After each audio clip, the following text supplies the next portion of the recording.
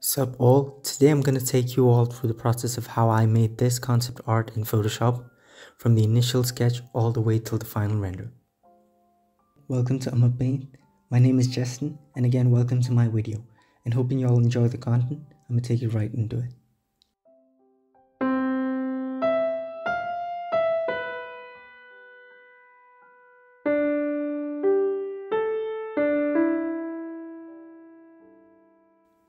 So I'm an animation student, and as of now, I focus most of my time on creating concept environments and scenarios as per the idea. Even though I'm not dealt much with character design in its wider sense, I meddle around with the deal and hopefully one day would like to go in depth on that topic too. So basically, this is the first video on the channel, and for this video I'd like to talk through and take you all through my process of going about creating this concept piece. For this one, I didn't record in real time the work process, so it might be kind of short. So I'm going to show you all the painting at different stages of working. For this artwork, I've just used Photoshop and Autodesk Maya for the 3D layout. So initially I start with this loose interpretive thumbnail sketch thing. It doesn't have to be that big, mine wasn't. And I don't intend it for it to be that detailed either, because it's all about, at this point, it's all about just laying in what is in your head onto the canvas. It's like the first step, because the whole process of creating a concept art, it's such a daunting task, and this is just the first step. So if you don't do this, it'll be just like too much in your head. So basically the concept was that of a biological research facility, or at least the containment enclosure of it, that has been abandoned and is now being discovered by these strangers who find themselves in this strange place they've never heard of before. As the process went on, the concept altered itself slightly in my mind, but the core idea stayed the same. So then I moved on to basic blocking in of flat colors to give basic info about what the environment will look like. Did some basic low using light sources using a noisy airbrush over here. It's very helpful as it doesn't smoothen everything like a regular airbrush, but at the same time gives the perfect fade. Once I had the general idea of what the interior would look like, I moved on to Maya to create a basic 3D base so I could get the sense of space going. This step is obviously not required for every painting, and not always, but I did it anyways for this one, and I'd say it helped as it required me to do less of the heavy lifting of blocking out the scene with perspective grids.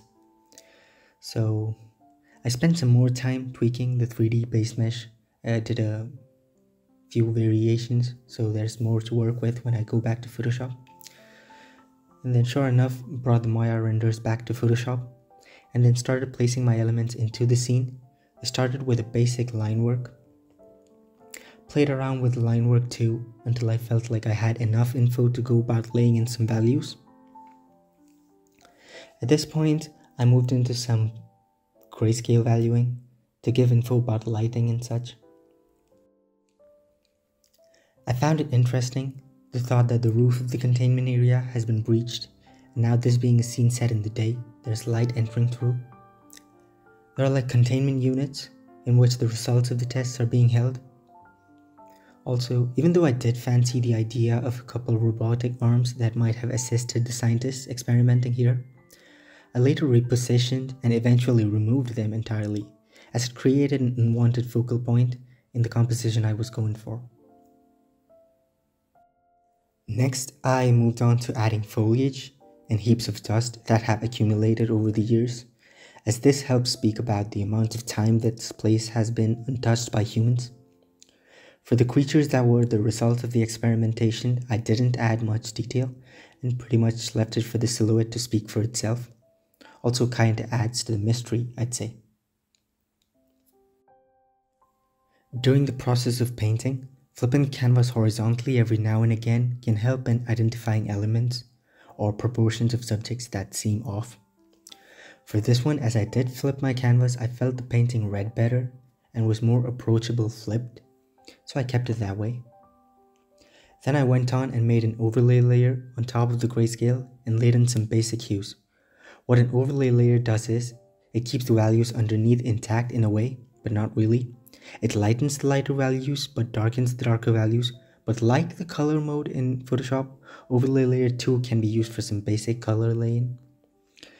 Next, I added a soft light layer and added a warm glow to where the sunlight enters from.